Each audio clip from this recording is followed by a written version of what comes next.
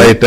BJP అధికార ప్రతినిధి యామిని గారు అండ్ జనసేన అధికార ప్రతినిధి రాయపాటి అరుణ గారు, అలాగే రాజకీయ విశ్లేషకులు అప్పసాని రాజేష్ గారు అండ్ సెఫాలజిస్ట్ ముఖేష్ జాయిన్ అయ్యారు మనతో. అలాగే తెలంగాణ నుంచి కాంగ్రెస్ పార్టీ అధికార ప్రతినిధి, ముఖ్య అధికార ప్రతినిధి సామ రామ్మోహన్ రెడ్డి అండ్ భారతీయ జనతా పార్టీ అధికార ప్రతినిధి పేరు కూడా గుర్తురాదు నాకు, చెప్పండి, కిషోర్ రెడ్డి. రోజు మీ ప్యానలిస్ట్ మర్చిపోతారు. అదే కిషోర్ రెడ్డి గారు, పోరెడ్డి కిషోర్ రెడ్డి గారు జాయిన్ అయ్యారు మనతో. ఇంకొంచెం డీప్ గా చేద్దాం. ముందుగా బర్త్డే బాయ్, ఏంటి ఈ ఆధిక్యతలు ఎలా అనిపిస్తుంది సార్? ఒకటి మాత్రం నేను చెప్పగలను, రాయలసీమలో ఇప్పుడు మీరు 5 లీడ్ అని వేస్తారు.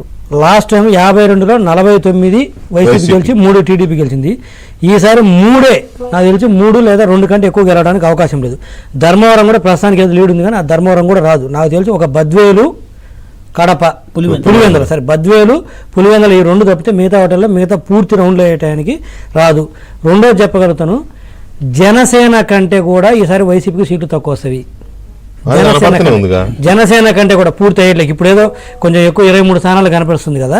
జనసేన పోటీ చేసిన 21 స్థానాలు అయితే దాదాపు జనసేన 27 నుంచి 21 గెలవడానికి స్కోప్ ఉంది. ప్రతిపక్ష హోదా కూడా రాదు. ప్రతిపక్ష హోదా కూడా రాదు అంటే 175 కానీ ప్రతిపక్ష హోదా రావాలంటే ఆంధ్రప్రదేశ్లో 18 సీట్లు కావాలి. సో 18 సీట్లు కానీ 18 సీట్లు కూడా రాదు. ప్రతిపక్ష హోదా కూడా రాదు. ఎంత ఎగిరిపడింది వెంకటకృష్ణ గారు మనం చూసినాం, ఎంత ఎగిరిపడినరు. చివరికి మొన్న కూడా ఎగ్జిట్ పోల్స్ కూడా 6వ స్థానం తీసుకొచ్చి కూర్చోబెట్టి 194 నుంచి 105 వస్తాయని చెప్పేసి అబద్ధాలు అడిచారు. ఆ రోజు మనం డిబేట్లో చెప్పాను, 6వ స్థానం అనే వ్యక్తి తన ఎంటైర్ క్రెడిబిలిటీని, కెరీర్ని తాకట్టు పెట్టి చెప్పాడు ఇది కాదు, ఇది అబద్ధం అని చెప్పాను. ఆ రోజు గుర్తుందా? సరే, ఇంకో కొన్ని కోపతాపాలతో చెప్పాడు.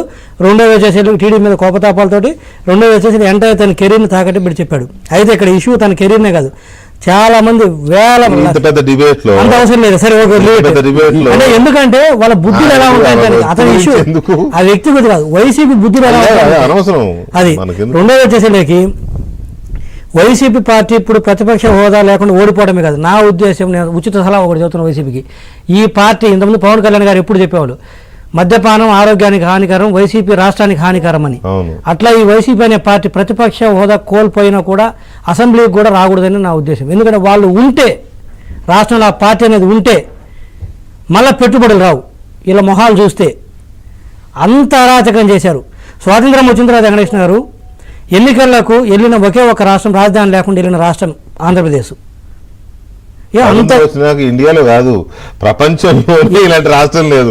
రాజధాని లేకుండా వెళ్ళిన రాష్ట్రం అంటే అర్థం చేసుకోవాలి, ప్రపంచ గ్లోబ్ లోనే ఆంధ్రప్రదేశ్ కదా.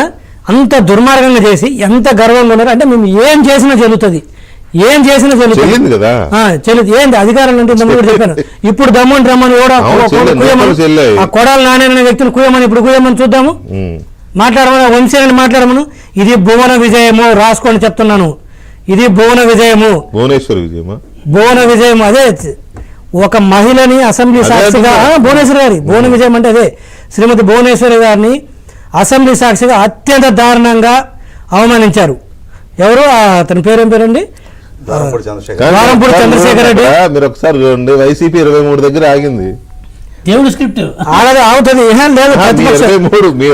అర్థమైంది కానీ అది కూడా రాదు వాళ్ళకి. ప్రతిపక్ష శ్రీమతి భువనేశ్వరి గారిని అసెంబ్లీ సాక్షిగా ద్వారంపూడి చంద్రశేఖర్ రెడ్డి కావచ్చు, కొడాల నాని కావచ్చు, వంశీ కావచ్చు, అంబటి రాంబాబు ఎంత అడ్డగోలు కోతలు మాట్లాడారండి వీళ్ళు. అంటే మేము మహిళను పట్టుకుని ఎంత అవమానించినా జనాలు మాతో ఉంటారు అనుకున్నారా? అంతేందుకు, దీని తర్వాత అత్యంత అవమానానికి గురైన వ్యక్తి శ్రీమతి షర్మిల గారు. విజయమ్మకి రాజశేఖర రెడ్డి గారికి పుట్టలేదని చెప్పేసి సాక్షాత్తు వైసీపీ సోషల్ మీడియా అంటే ఎవరు ఆధ్వర్యం నడుతున్నారు, జగన్మోహన్ రెడ్డి గారు సొంత చెల్లిని తన తండ్రికి పుట్టలేదని ప్రచారం చేసినా కూడా భారతీరెడ్డి గారు పిఏ అన్నారు. భారతీరెడ్డి గారి పిఏ ఏంటండి? భారతీరెడ్డి గారే కదా పిఏ పెడితే భారతీరెడ్డి గారు పెడుతుంది. ఆయన పైన జగన్మోహన్ రెడ్డి గారు చెప్పకుంటే భారతీరెడ్డి గారు వస్తారా, భారతీరెడ్డి గారు చెప్పండి పిఏ వస్తాడా ముందుకి? అంటే ఇవన్నీ కూడా ప్రజలు గమనించాలనుకున్నారు. మేము ఏం చేసినా చెల్లికి రంకంట కట్టినా ప్రజలు మాతోటే ఉంటారు అనుకున్నారు. భువనేశ్వర్ గారిని అవమానించడం కూడా మాతో ఉంటారు అనుకున్నారు. చంద్రబాబు నాయుడు గారిని ఎటువంటి కేసులు లేకపోయినా కేవలం జైల్లో పెట్టాలి అన్న ఒక ఉద్దేశంతో తీసుకుపోయి 53 రోజులు 74 ఏళ్ల వయసులో ఉన్న వ్యక్తిని తీసుకుపోయి పెడతారా? జైల్లో పెడతారా? పెట్టింది జైలు కోసం కాదు, చంపాలనే ఉద్దేశంతో జైల్లో పెట్టారు. చంపేది